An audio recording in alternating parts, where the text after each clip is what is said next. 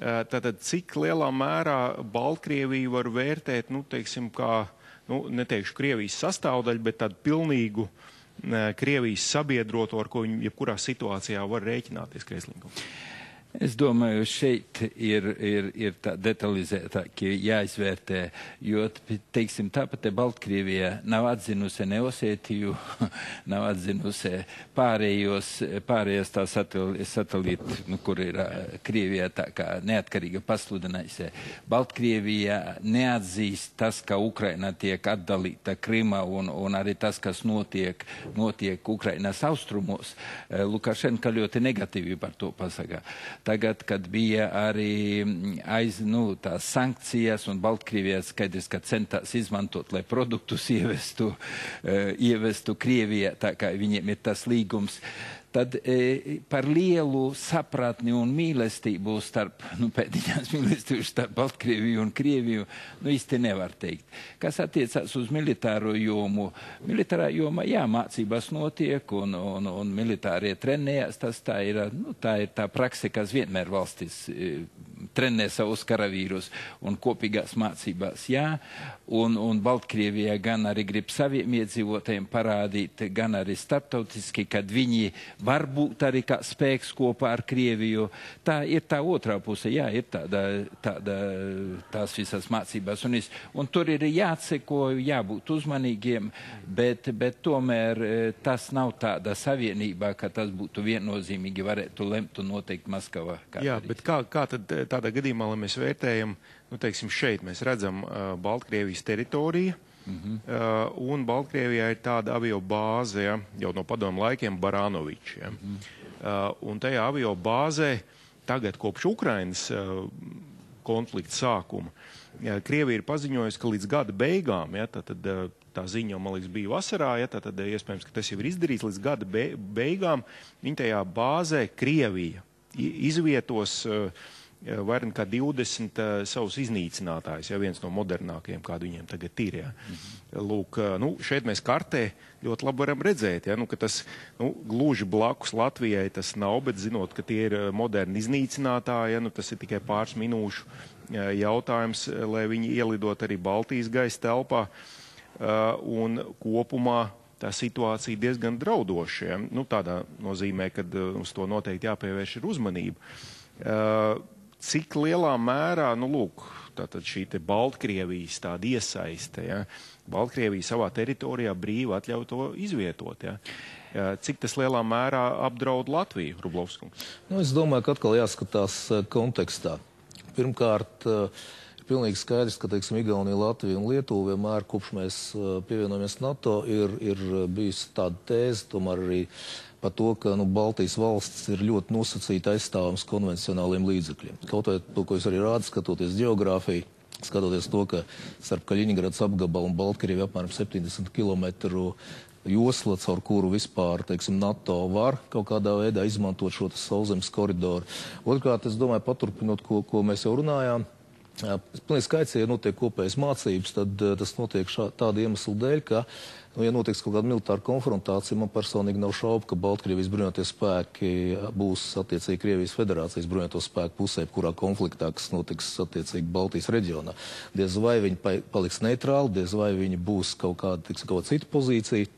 Jo arī Baltkrievijas teritorija, ko jūs arī minējāt par šo bāzi, viņi principā jebkurā konfrontācijā Baltijas reģionā viņi vitāli svarīgi kontrolēt šo teritoriju, jo ar šo teritoriju var attiecīgi apturēt jebkuru veidu sauszemes, teiksim, spēku nokļūšanu Baltijas teritorijā, kopsumā ar gaisa kontroli, kopsumā ar pretgaisa aizsardzības iespējām, kas ir Baltkrievijā, Kaļiņgradas apgabalā un citur. Tātad tas dod šo kopējo skatu, kopējo bildi par, teiksim, situāciju, ja gadījumā notikt kaut kāda reģionāla vai lokāla militāra konfrontācija starp rietumiem un Krievijas federāciju. Jā. Tu gribēji uzreiz kaut ko? Piebildīšu, kad ar to šajā gadījumā, teiksim, daļai bijušās NVS valstis, tagad ātrumā nepateikšu, bet viņas būtībā ir līgumi par kopējo drošību un aizsardzību, ja, un viņas tajā skaitā arī Baltkrievijai un Krievijai, un šajā te visā līguma kopumā, protams, dominē Krievija, un tas attiecās tik labi kā uz, teiksim, Vidusāzijas robežām, ja saucās kā uz Eiropu, tā kā principā jautājums par to, kurā pusē ir Baltkrievija, lai kādus ekonomiskos un politiskos manevrus tur mēģinot nosēdēt uz diviem krēsliem, netaisīt Lukašenko.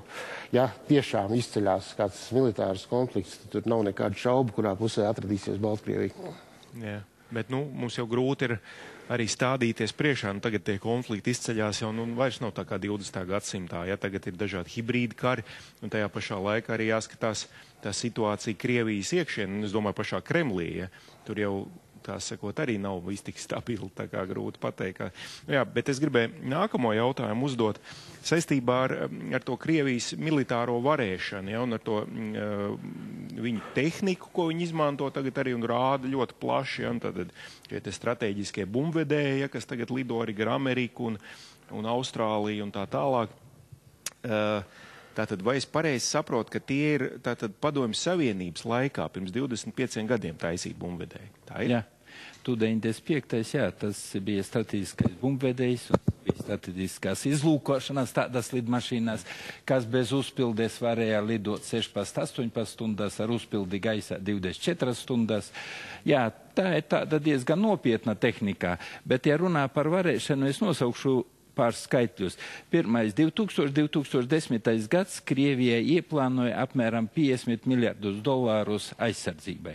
Viņi kaut kādi tika izmantoti. Cik tur nozakti vai cik viņi labi tika izmantoti.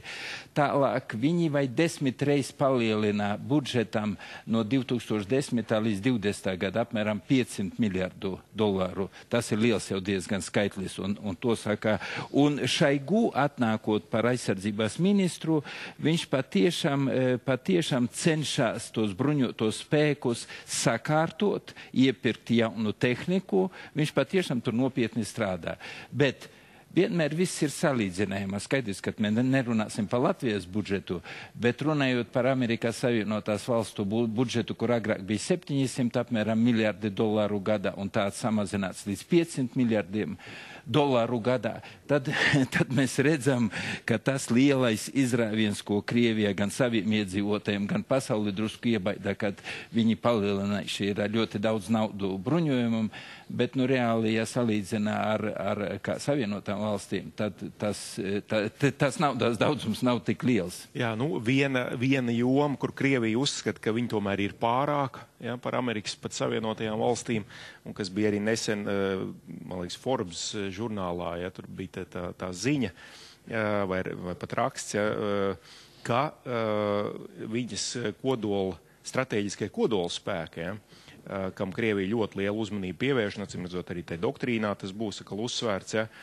ka tie gan esot pārāk, ja, un tur vesela rinda, teiksim, ar to raķešu klašu, kuras pat rietumiem vairs nav, kuras jau viņi ir iznīcinājusi, tad, kad bija tā samazināšana. Ja.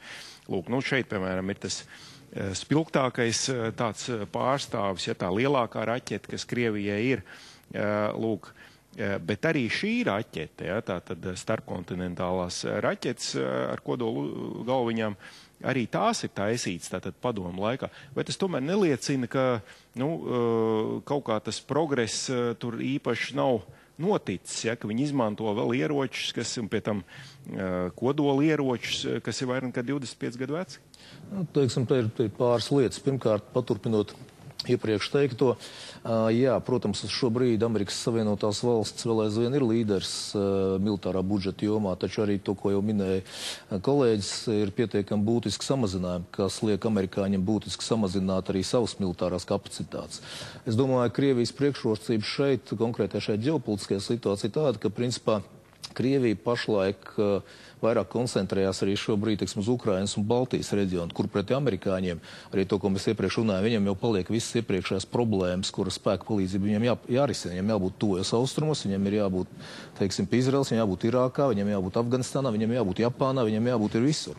Un šie resursi, kas it kā ir no vienas puses lieli, viņi, teiksim, tiek izskaisīti ļoti plašā mērogā, kur, atvainojiet, pretinieki arī nav teiksim, nav zemē metam un ir vērā ņemami. Tur ir Ķīna, tur ir attiecīgi Ziemeļkoreja, tur ir Islāma valsts šobrīd Irākā, ja, kur šī situācija visu laiku jākontrolē, un amerikāņiem neizbēgami jāiejaucās šajā situācijā. Runājot par modernizāciju, protams, ka es pieļauju, ka teiksim, šī viena raķeta noteikti maksā vairākas reizes vairāk nekā viss mūsu valsts aizsardzības budžets, un teiksim, izrietot no šīm lietām, protams... Helikopters maksā dārgāk, es zinu. Jā, līdz ar to, ko es gribēju teikt, ka, protams, vēl viena lieta. 21. gadsimtā, protams, ir varbūt 5-6 valsts, kuras var investēt tehnoloģijās un zinātnē tik ļoti, lai atrautos kaut kādā, teiksim, tehnoloģijās pār citām valstīm. Protams, es domāju, Krievijas federācija arī cenšas būt šo valstu skaitā, kopā ar Ķīnu, ASV un Indiju, un vēl dažām valstīm, kas dod šīs te priekšrocības. Bet neaizmirsīsim vienu lietu. Es domāju, ka Krievijas federācija, zinām mērā, viņa apzinās, ka Krievijas federācijas konvencionālie spēki ir noteikti vājāki. Un līdz ar to šis te, ko mēs runājam raidījumā sākumā, šis te uzsvars uz tieši kodolieročiem, kā galējo aizsardzības robežu, gan taktiskajiem, gan sevišķi strateģiskajiem, viņš, protams, tiks pastiprināts. Un es domāju, ka šī modernizācija noteikti skars ne tikai, protams, konvencionāls spēks, bet arī attiecīgās kodola spējas.